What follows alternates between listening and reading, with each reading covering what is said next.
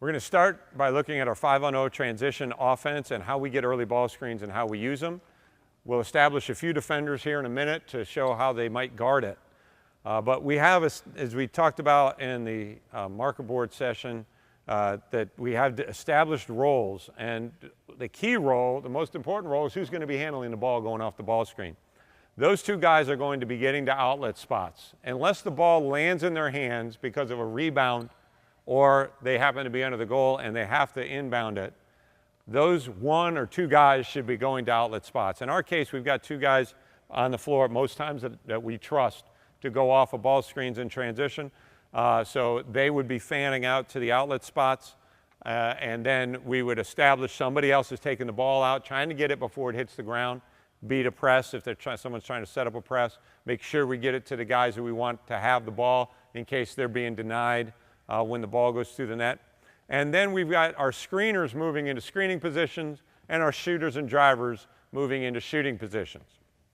So let's say that the ball comes up off a shot and goes in. Right there, we got someone who's taken the ball out of bounds.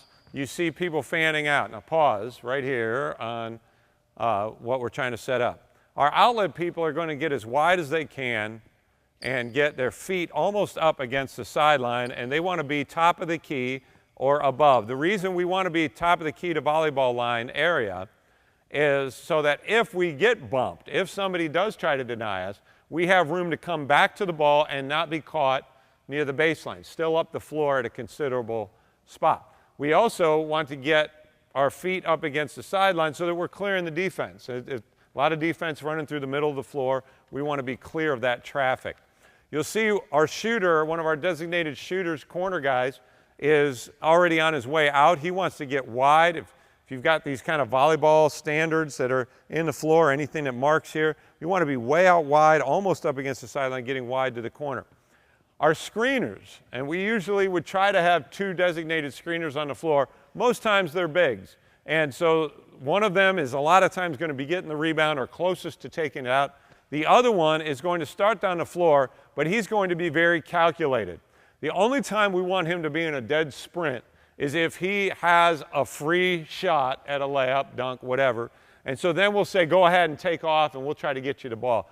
But if it's even 50-50 as to whether he's got a free run, then we want him to time it out. And so what he's going to do is he'll start out on a sprint as he goes, but if he sees established defenders down there, he will slow it down. He's not going to go to a walk, but he'll slow it down into a kind of a trot or jog to see which side the ball goes to and which side he's going to commit to ball screening.